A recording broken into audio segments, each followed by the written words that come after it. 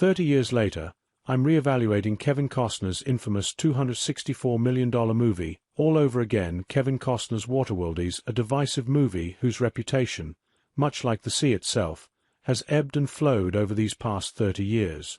As the then most expensive movie of all time, there was a lot riding on this epic post-apocalyptic sci-fi, and while it initially sank under a tidal wave of critical scorn, it later resurfaced as a cult favorite. While Costner was riding the wave of success from his Best Picture-winning directorial debut, Dances with Wolves, Waterworld failed to meet the lofty expectations of critics and was ridiculed for its story, characters, and performances. With all this history in mind, many have praised Waterworld as an underrated classic, but I can't help but have mixed feelings about its re-evaluation. Waterworld was a critical misfire at the time, but underwent a re-evaluation. It was dismissed as a Mad Max rip-off. The response to Waterworld was tepid, and while everyone could agree its action sequences and grand spectacle were ambitious, this post-apocalyptic story set in a future where the ice caps have completely melted and the remnants of humanity live on floating structures left a lot to be desired.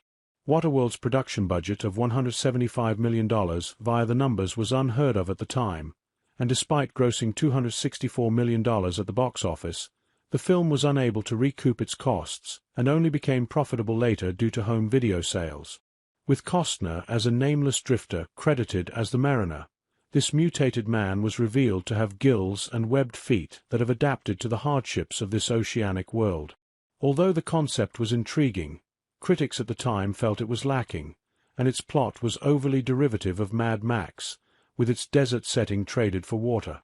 Despite initial critical backlash, Waterworld's reputation grew in stature as the decades passed and audiences rediscovered this big-budget oddity and came to appreciate its bold world-building, impressive practical effects, and unapologetic ambition.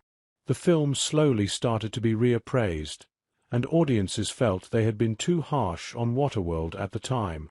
Waterworld really is a bad movie. I can't pretend otherwise. Retrospective reviews have given it too much credit looking back on Waterworld 3 decades since its release. The harsh truth is that the movie is a total mess. The negative response that critics had to the film back in 1995 remains relevant, as its weak characterization, derivative narrative, and blatant thievery from George Miller's Mad Max franchise are too much to forgive. While Dennis Hopper's villainous portrayal of the Deacon, the leader of the Smokers, injects some manic energy into Waterworld, he ultimately feels like a watered-down Mad Max reject who never made the cut.